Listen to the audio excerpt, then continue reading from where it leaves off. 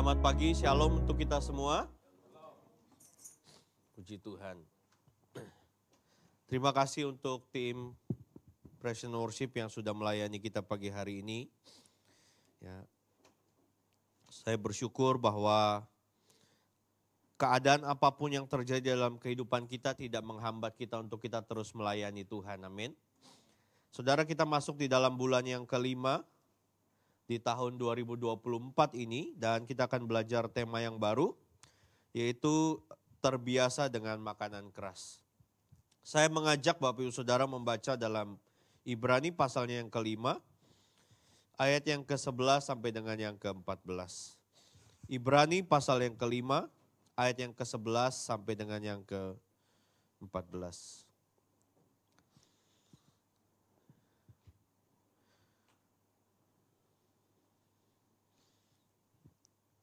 Saya akan menyampaikan kepada Bapak Ibu Saudara dalam terjemahan baru versi 2. Demikianlah firman Tuhan, tentang hal itu banyak yang harus kami katakan. Tetapi yang sukar untuk dijelaskan, karena kamu telah lamban dalam hal mendengarkan. Sebab sekalipun kamu ditinjau dari sudut waktu, sudah seharusnya menjadi pengajar. Kamu masih perlu lagi diajarkan asas-asas pokok dari perkataan Allah. Dan kamu masih memerlukan susu, bukan makanan keras. Sebab setiap orang yang terus minum susu, ia tidak memahami ajaran tentang kebenaran, sebab ia adalah anak kecil. Tetapi makanan keras adalah untuk orang-orang dewasa yang memiliki indera yang terlatih untuk membedakan yang baik dari yang jahat. Bapak Ibu Saudara,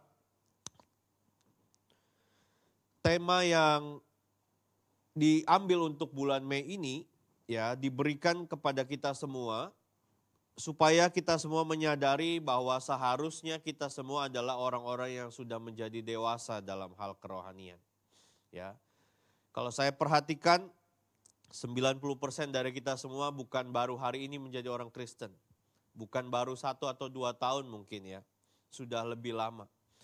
Tetapi seringkali dalam perjalanan kehidupan kita menjadi orang percaya, kita juga menghadapi begitu banyak tantangan sehingga keharusan kita untuk melakukan firman Tuhan itu seringkali menjadi sebuah kendala. Ya. Dan kalau kita mempelajari surat yang dituliskan kepada jemaat di Ibrani ini adalah kondisi di mana orang-orang Yahudi pada saat itu sedang mengalami banyak aniaya. Mereka banyak sekali mengalami penderitaan. Dan tidak sedikit dari mereka mengalami putus asa. Ya, ini kondisi pada saat penulis dari surat Ibrani ini menuliskan surat Ibrani kepada orang-orang Yahudi pada saat itu. Dan saya bersyukur bahwa dari sejak perjanjian lama, Allah itu selalu berfirman untuk mengajarkan kebenaran firman Tuhan ini secara terus-menerus, secara berulang-ulang. Ya. Kemarin saya sampaikan di doa pengerja, kami dalam kehidupan suami istri, saya dengan Ibu Gembala. Ibu Gembala pernah bertanya kepada saya, kamu gak capek apa kalau ngomong tuh harus ngulang terus. Yang dengarnya aja kadang capek. Dia sampaikan seperti itu. Tapi kemudian saya menyampaikan lagi kepada Ibu Gembala, pernah gak kamu berpikir, bukan hanya yang mendengarnya yang capek, tapi yang ngomong juga capek. Nangkap Bapak Ibu Saudara? Ya. Kadang-kadang kita hanya memikirkan dari sudut pandang kita bahwa kalau kita mendengar apa yang sama disampaikan secara berulang-ulang, rasanya telinga kita ini capek untuk mendengarnya. Tapi pernahkah kita berpikir bahwa orang yang menyampaikan juga sebenarnya juga dalam kondisi harus menyampaikan berulang-ulang. Nah, saya berdoa biar di tempat ini, orang-orang yang beribadah di tempat ini adalah orang-orang yang cukup dewasa untuk bisa mengerti sebuah kebenaran. Ada amin saudara? Ya. Jadi kalaupun saya harus menasihati atau menyampaikan kepada saudara secara berulang-ulang, ya, mungkin saudara bisa berkata, aduh Pak Gembala kok ngomongnya itu terus. Ya. Cobalah mulai berpikir dari sudut pandang orang lain, atau kalau dalam bahasa orang sekuler, pakailah sepatu orang lain. Supaya saudara mengerti bahwa orang yang menyampaikannya pun juga kadang-kadang bisa mengalami capek. Karena harus mengulang hal yang sama berulang-ulang. Tapi saya mau katakan ini adalah sebuah kebenaran. Ya, karena dari sejak perjanjian lama, Allah berfirman. Ya, jangan lupa memperkatakan kitab Taurat itu siang dan malam. Hendaklah kamu mengajarkannya secara terus-menerus. Pada saat kamu makan, pada saat kamu duduk, dan lain sebagainya. Ya, jadi kalau saudara dinasehati atau diberikan teguran, atau diberikan pesan yang sama berulang-ulang, jangan bosan. Ya, karena memang itu adalah sebuah kebenaran. Nah, kalau kita perhatikan ayat yang baru saja kita baca ini, Bapak Saudara, ternyata ada dua jenis makanan. Ya, yang pertama adalah susu dan yang kedua adalah makanan keras. Tapi kalau kita membaca lebih dalam tentang ayat ini, Saudara, ternyata susu itu bukan hanya diberikan kepada anak kecil. Tapi secara spesifik dalam bahasa Aram, ya, susu itu diberikan kepada anak-anak bayi. Ya, bukan kalau di bahasa Indonesia diterjemahkan sebagai anak kecil. Tapi kalau dalam bahasa Aram dituliskan bahwa susu itu diberikan kepada bayi. Ya, Saudara. Jadi ada dua jenis makanan di sini. Nah, sekarang coba kita memposisikan diri kita, Bapak Saudara. Kita sebagai orang dewasa, ya, sebagian besar kita yang duduk di sini adalah orang-orang yang dewasa. Kita sebagai orang dewasa, bagaimana rasanya kalau kita pagi, siang, malam hanya minum susu? Apakah kita mampu bertahan dengan kerasnya kehidupan? Rasanya sulit ya. Atau hanya makan bubur aja. Pagi, siang, malam makannya bubur aja. Bisa nggak saudara? Tidak bisa. Begitu juga kalau kondisinya dibalik. Anak-anak bayi, anak-anak kecil ya, yang seharusnya minumnya susu atau makannya bubur, lalu dibalik kondisinya dikasih nasi, kasih french fries, ya. Kira-kira bisa nggak saudara? Dikasih steak, bisa nggak saudara? Tidak bisa. Menghancurkan organ-organ pencernaannya. Maka sebenarnya Alkitab ini berbicara bagaimana kita ada di posisi yang seharusnya. Pada porsi yang pada tempatnya. Sebagai seorang anak kecil, sebagai seorang bayi, kita harus diberikan susu. Ya, kita harus diberikan bubur. Tetapi ketika kita sudah mulai beranjak menjadi remaja dan dewasa, maka susu dan bubur ini bukan lagi menjadi makanan utama. Setuju ya? Bubur dan nasi bukan lagi menjadi makanan utama. Karena yang kita butuhkan adalah makanan yang mengandung karbohidrat dan protein. Ya, yang kemudian bisa diubah, diolah menjadi energi dalam tubuh kita. Nah, ini secara singkat bagaimana penulis Ibrani menggambarkan bahwa setiap orang percaya harus pada porsinya dan pada tempatnya masing-masing. Nah, saudara, kenapa kita perlu menjadi dewasa? Ya, sesuai dengan tema gereja kita di tahun 2024 ini, ya, kita perlu menjadi dewasa supaya kita tidak lagi mudah untuk terombang-ambing atau dipengaruhi oleh berbagai hal yang ada di sekeliling kita. Ya. Kita mampu berdiri karena kita memiliki dasar yang kokoh. Ya, bulan April kita sudah pelajari tentang fondasi. Apakah fondasi bangunan kita membuat kita sebagai orang percaya menjadi pribadi yang utuh atau runtuh. Ya. Nah, sekarang kita akan melihat ciri-ciri pribadi orang-orang yang menikmati makanan keras ini, saudara. Yang pertama, kalau kita lihat di ayat yang ke-11 ini, ya, dikatakan tentang hal itu bicara soal ini. Kalau saudara membaca ayat-ayat sebelumnya, ada posisi di mana penulis ini menjelaskan bahwa Yesus itu adalah imam besar, imam agung. Ya. Tetapi orang-orang Yahudi pada saat itu tidak mengerti. Makanya dikatakan tentang hal itu banyak hal harus kami katakan. Atau dalam bahasa lain disebutkan sebagai pengajar kita sudah berusaha menjelaskan dengan berbagai kata-kata. Tetapi sebagai pendengar orang-orang Yahudi ini tidak juga mengerti tentang kedudukan Yesus sebagai imam besar. Ya.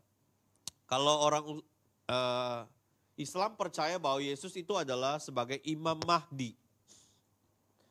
Nah, dialah yang akan menjadi pengadil pada pengadilan terakhir nanti. Ya. Atau dalam Alkitab, dalam kitab Wahyu dituliskan dia ada dalam pengadilan tahta putih. Ya.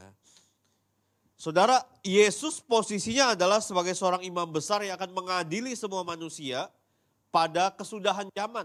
Setelah dunia berakhir, ya, setelah langit baru dan bumi baru, akan ada 1000 tahun 1000 tahun damai di bumi. Ya, lalu kemudian iblis dilepaskan, lalu kemudian terjadilah kesudahan zaman. Penghakiman terakhir, pengadilan tahta putih. Nah, di sanalah Yesus akan berdiri sebagai pribadi yang akan menghakimi seluruh manusia. Kalau saudara bingung nih, Pak Gembala ini lagi ngejelasin apa, nanti kita bisa kumpul di satu hari untuk kita belajar tentang akhir zaman. Ya, tim pengurus sedang mengagendakan untuk kita sama-sama belajar firman Tuhan di satu hari. Ya, bukan dari pagi sampai sore lah saudara ya, itu namanya kuliah. Tapi dari sore ya, mungkin sekitar jam 6 gitu ya. Supaya kita punya pemahaman dan pengetahuan yang benar. Ya. Kalau kita punya pengetahuan yang benar, maka kita tidak akan mudah untuk terombang-ambing. Ya. Jadi kondisinya adalah pengajar pada saat itu sedang mengajarkan bahwa Yesus ini adalah seorang imam besar. Tetapi mereka semua sukar untuk dijelaskan karena telah lamban dalam hal mendengarkan. Dalam terjemahan bahasa Yunaninya bagus banget saudara. Kamu sudah dijelaskan berulang kali tetapi kamu tidak mengerti. Ya. Jadi dalam bahasa Yunani disebutkan bahwa orang-orang Yahudi pada saat itu sudah dijelaskan bagaimana pribadi Yesus sebagai imam besar. Tapi tidak mengerti, tidak mau mengerti dan tidak ngerti-ngerti. Kalau kita membaca gaya tulisan seperti ini saudara, ini adalah gaya tulisan seorang yang sangat intelek. Ya. Bahkan bisa disebutkan ini adalah salah satu ciri seperti tulisan Paulus. Paulus itu jarang sekali menyebut orang itu bodoh. Paulus jarang sekali menyebut orang itu bebal. Ya. Tapi Paulus itu lebih sering menggunakan kata orang itu sudah dijelaskan tapi nggak ngerti-ngerti. Gitu loh. Ya, ini seperti gaya tulisan Paulus.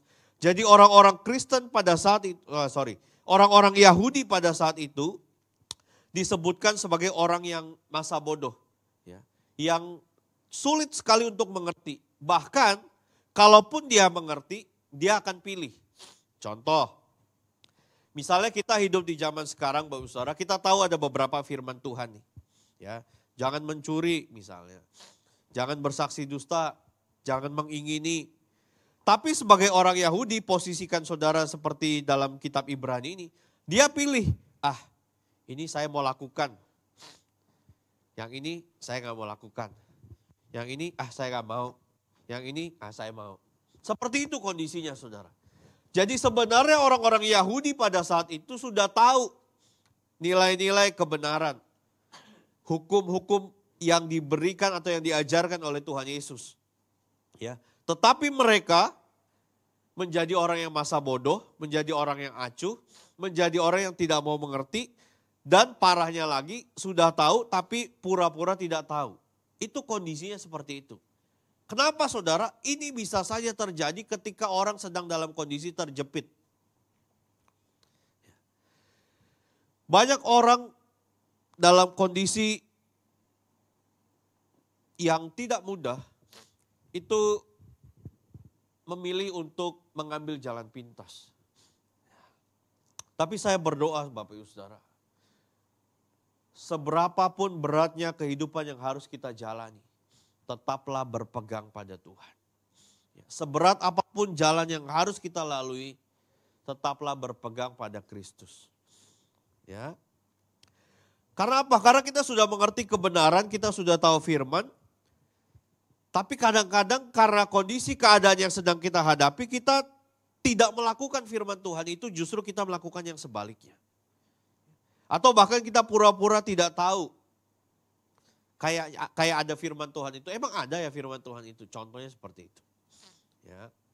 Maka Bapak Ibu Saudara, gereja dalam tanda kutip menyediakan wadah untuk kita sama-sama bisa mengerti kebenaran. Ya. Tapi itu pun balik lagi kepada pilihan saudara, mau mengikuti atau tidak. Ya. Kalau saudara bilang, wah di gereja ini ada Bible study. Ya kita ada, tapi namanya lain, Bible talk gitu. Itu saja. Kalau saudara, wah di sana Bible study-nya bagus. Ya di sini kalau kurang bagus tinggal dikasih tahu gimana caranya menurut saudara supaya bagus. Sesederhana itu saudara. Ya. Balik lagi tinggal bagaimana keputusan kita. Karena apa saudara? Karena sejujurnya setelah kita menerima Yesus sebagai Tuhan dan Juru Selamat, hidup kita bukan milik kita lagi. Ada amin? Hidup kita milik Tuhan. Maka fokus atau sentral daripada hidup kita tidak lagi ditujukan kepada diri kita. Tidak lagi berpusat kepada diri kita. Bukan lagi kepada aku. Ya. Tetapi kepada Kristus. Saya tahu saudara, ketika orang memulai, ketika orang membangun sesuatu, itu butuh effort, butuh perjuangan, butuh capek, butuh usaha yang keras, butuh semangat, apalagi melewati proses yang tidak mudah. Ya, saya tahu memulai dan membangun kembali itu tidak mudah. Ya. Sama seperti dulu kita memulai gereja ini juga perjalanannya tidak mudah saudara. Baru mulai setahun, langsung ketemu yang namanya COVID-19. Tapi sekali lagi saya katakan, seberat apapun perjalanan yang harus kita lalui, selagi kita berpegang kepada Kristus, kita akan bisa melewatinya Bapak Saudara. Kan Alkitab bilang kita tidak akan dibiarkan sampai jatuh, sampai tergeletak. Maka hari ini saya mau ingatkan kembali kepada kita semua, agar kita mengarahkan pandangan dan pikiran kita hanya kepada Kristus saja. Sekali lagi, sesulit apapun jalan yang harus saudara lewati, berjalanlah bersama Tuhan. Ya. Berjalanlah bersama Tuhan. Kenapa kemudian kita mendapati banyak orang gagal? Saudara, saya mau kasih tahu. Banyak orang gagal bukan karena dia tidak punya kemampuan, tapi dia tidak punya kemauan. Kemauan untuk berusaha lebih keras. Kemauan untuk bertanya. Kemauan untuk mencari tahu. Kemampuan untuk belajar hal baru. Kemauan untuk berpindah dari zona nyaman. Jadi bukan sebenarnya tidak punya kemampuan saudara. Tapi tidak punya kemauan. Saya belajar dalam perjalanan hidup saya. Dari kecil, banyak hal-hal yang harus saya lalui. Tidak mudah, saudara. Tapi saya akan selalu berusaha dan saya selalu tanamkan dalam pikiran saya pasti bisa. Entah bagaimana caranya, saya akan mengusahakan sampai saya bisa. Dengan kemauan itulah jalan yang sulit dapat kita temukan jalan keluarnya. Ketika kita sudah menaruh persepsi bahwa ini sulit, ini sukar, ini tidak mungkin, maka yang kita temukan bukan lagi jalan keluar Bapak Ibu Saudara, tapi jalan buntu. Maka belajarlah taruh kebenaran firman Tuhan dalam pikiran kita. Ya, mulailah membangun kebiasaan untuk mempunyai saat teduh yang baik. Ya, mulailah membangun kebiasaan untuk punya jam-jam doa kita secara pribadi. Kalau saudara tidak memiliki jam-jam doa, saya ragu saudara bisa kuat menghadapi kehidupan. Ya. Kalau asal lewat sih mungkin bisa, mungkin. Tapi kuat menghadapi kehidupan rasanya ragu-ragu saya. Maka berpeganglah kepada Kristus. Mulailah membangun setiap pagi dengan hidup dalam kebenaran. Ya, karena setiap pagi yang kita miliki adalah sebuah kesempatan baru yang Tuhan berikan. Maka mulailah membangun hidup kita dalam kebenaran. Kalau kemudian masih jatuh, bangun dan mulai lagi. Sekali lagi saya katakan memulai dan membangun itu tidak mudah. Butuh usaha, butuh effort yang keras. Tapi saya mau katakan bahwa saudara tidak sendiri. Di luar sana, bahkan mungkin di sebelah kiri kanan kita, juga ada orang-orang yang sedang berusaha untuk membangun dan memulai sesuatu yang baru menjadi lebih baik. Ya. Selama kita berjalan bersama dengan Tuhan, semua bisa kita lewati. Amin saudara. Yang kedua, pribadi yang terbiasa dengan makanan keras adalah pribadi yang mau bertumbuh. Ayat 12-13 dikatakan, sebab sekalipun kamu ditinjau dari sudut waktu, sudah seharusnya menjadi pengajar. Tetapi mirisnya adalah kita masih perlu lagi diajarkan asas-asas pokok, ya, atau dasar-dasar iman percaya. Hari ini saya mau katakan bahwa setiap orang percaya harus mengalami pertumbuhan. Enggak ada yang amin. Ya. Ngomong sama kiri kanannya, kamu harus bertumbuh. Jangan dijawab, udah gede gini mau bertumbuh gimana lagi? Bukan ya saudara, bukan bertumbuh secara fisik ya. Tapi secara kerohanian dan karakter kita. Ya, karakter kita harus terus menerus menjadi pribadi yang lebih baik. Ya, kenapa saudara? Karena pertumbuhan untuk menjadi dewasa ini harus terjadi secara terus menerus, secara konsisten, ya, terus menerus terjadi. Saya tahu bahwa mengalami perubahan itu tidak instan. Ya. Mungkin ada yang bisa instan, tapi tidak selalu. Contoh misalnya kita merubah sebuah kebiasaan. Ya. Tidak, ya bagi saya ya rasanya tidak mudah kalau dalam sekejap kita langsung bisa berubah. Ya. Contoh misalnya orang yang pemarah ketika dia dibaptis, ya, ditenggelamkan dalam air, begitu dia keluar dari air, apa kemudian sifat pemarahnya bisa hilang? Kan enggak saudara. Kalau bisa begitu, kita baptis lagi aja semua. Selesai perkara. Itulah yang harus kita upayakan. Itulah namanya pertumbuhan. Ya, adanya perubahan satu demi satu. Ya. Saya lebih senang kalau orang banyak kekurangan, tapi mengurangi berubahnya itu satu demi satu. Itu saya lebih senang saudara. Ya. Dibanding kita menganggap, hidup saya baik-baik saja, aman-aman aja. Tapi kalau kita mau berubah satu demi satu itu jauh lebih baik. Sekalipun orang belum lihat perubahannya secara langsung. Orang mungkin masih menilai kita punya kekurangan 5. Ya, kita berubahnya yang A. Tapi orang selalu menilai yang E. Nggak apa-apa. Tapi pertanggungjawaban kita itu kepada Tuhan, bukan kepada manusia. Apa yang kita lihat kurang di dalam diri kita, apa yang dalam diri kita lihat harus kita benahi, itulah yang harus kita rubah. Mungkin saudara bisa tanya pendapat pasangan saudara, apa sih yang dalam diriku yang harus diubah? Bisa. Tapi sejujurnya, saudara lebih tahu sendiri bagian mana dalam hidupmu yang harus diubah. Ya.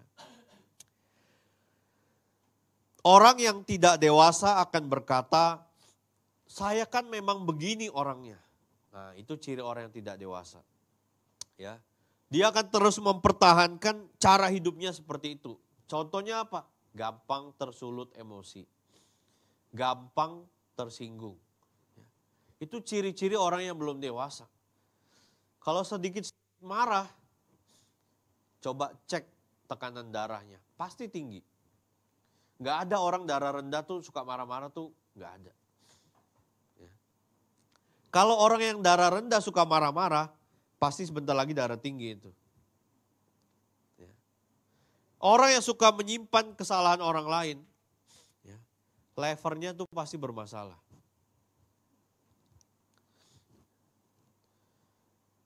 Jangan kita menyembunyikan identitas kita dan berlindung di balik kalimat, ya saya begini orangnya. Ingat, saudara bukan Yesus. Yang tidak berubah itu hanya Yesus. Kita harus berubah. Jangan saudara bilang, ya saya begini orangnya. Kalau saya nggak suka pasti saya marah. nanti kalau di surga cara hidup orang-orang di sana tidak sesuai dengan saudara, terus saudara mau marahin siapa? Mau marahin yang punya surganya kan nggak mungkin. Ya. Kitalah yang harus berubah, saudara. Ya. Kitalah yang harus memperbaiki nilai-nilai dalam hidup kita, supaya perjalanan kehidupan kita lewati menjadi pribadi yang semakin lebih baik lagi. Ada orang yang suka ringan tangan. Bukan suka membantu maksudnya ya, bukan. Tapi suka mukulin orang. Kalau bilang, oh, saya dari dulu memang begitu orangnya. Kasihan yang hidup sama dia.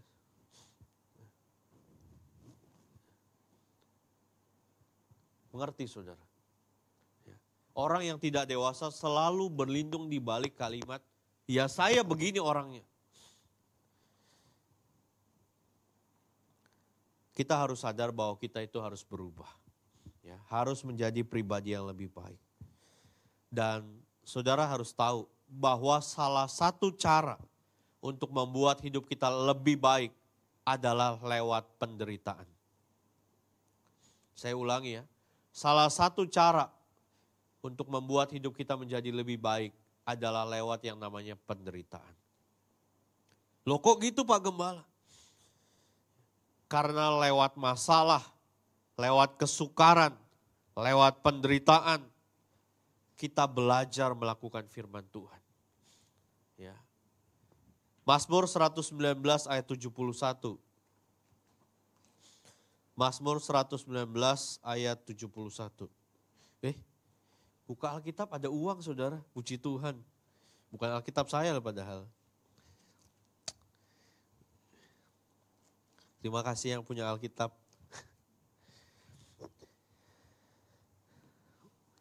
Mazmur 119 ayat 71 dikatakan apa saudara?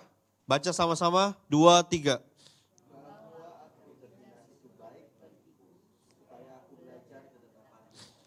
Rasanya kurang lela bacanya ya saudara ya. Coba yang lebih keras lagi bacanya saudara.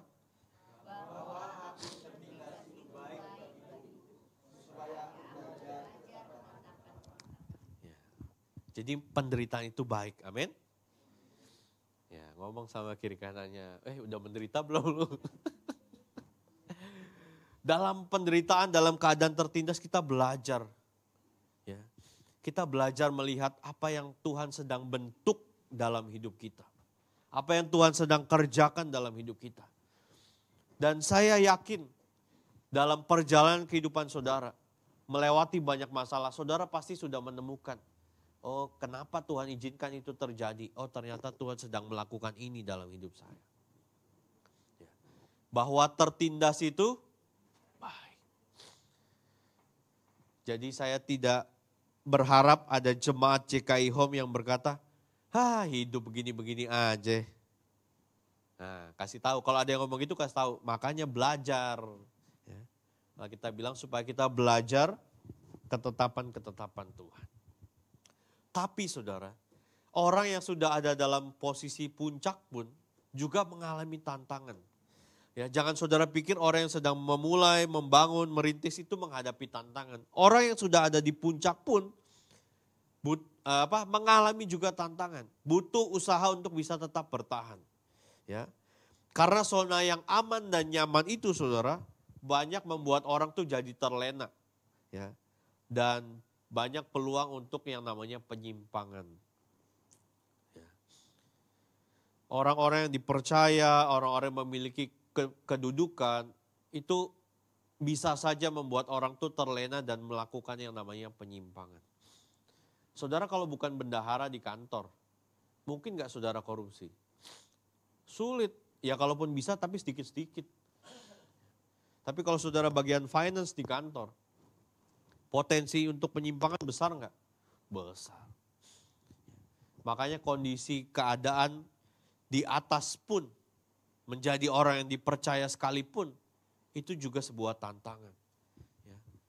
Karena apa? Karena itu bisa membuat orang terlena dan juga bisa melakukan penyimpangan. Yang terakhir saudara, kembali ke Ibrani pasal yang kelima.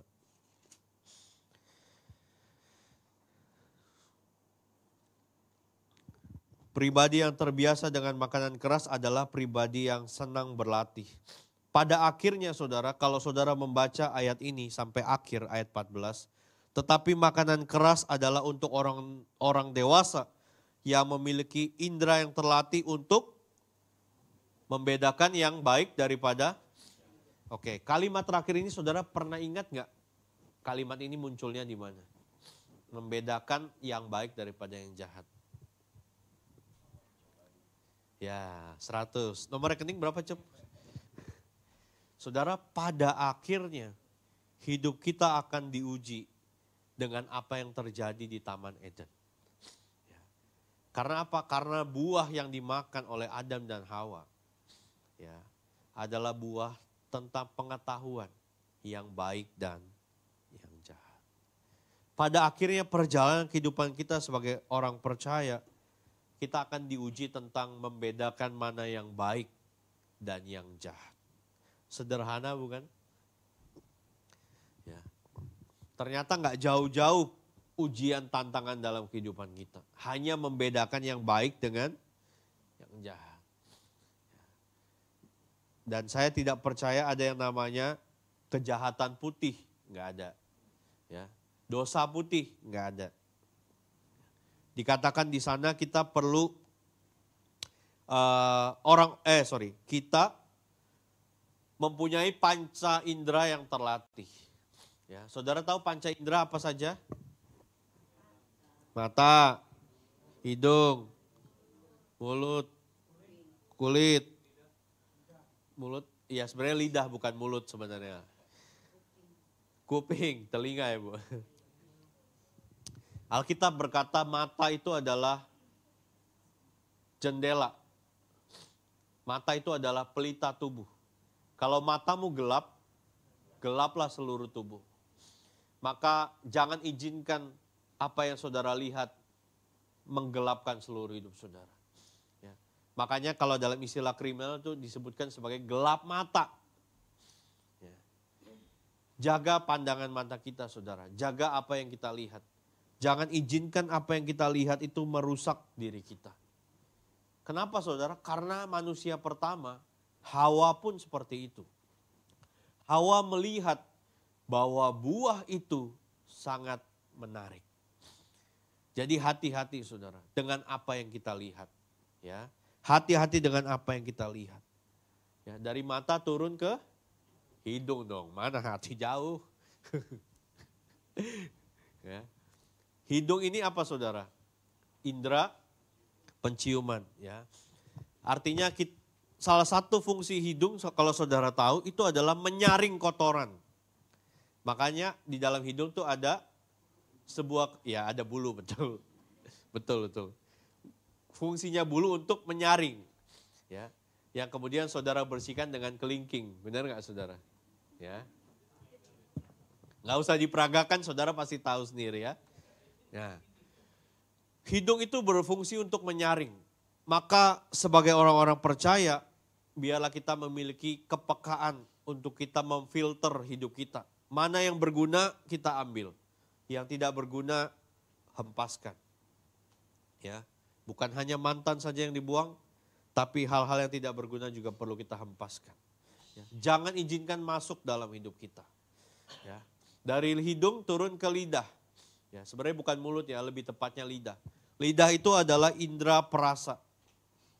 Ya, pengecap. Dan Alkitab berkata, lidah ini tak bertulang. Bukan ya, saudara. Memang lidah.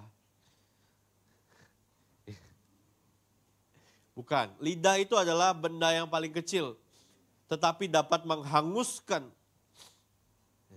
banyak hal, dapat merusak banyak hal. Maka saya berdoa pakailah lidah kita menjadi perkataan yang memperkatakan firman Tuhan.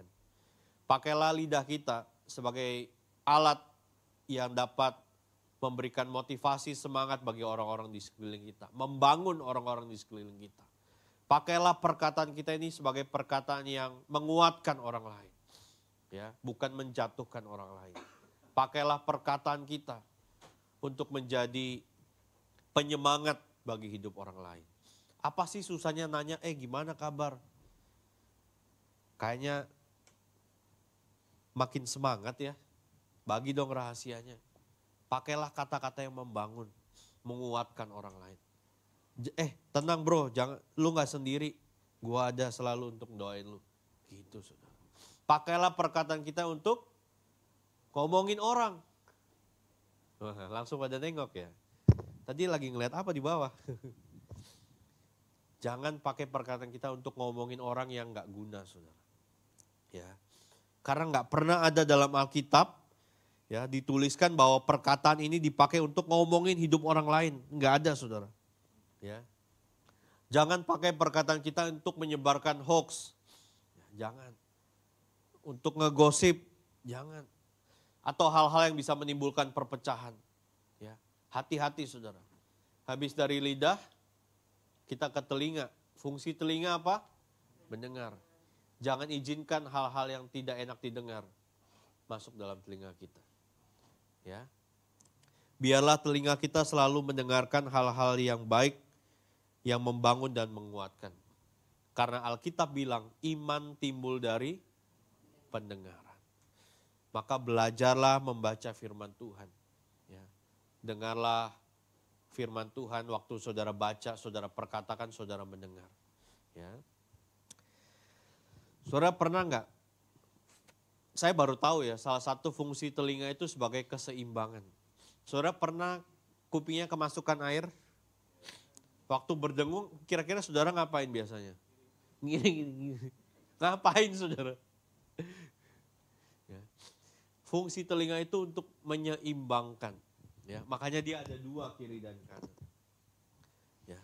Jadi saudara, jangan izinkan perkataan-perkataan yang sia-sia, hal-hal yang negatif itu masuk dalam pendengaran saudara.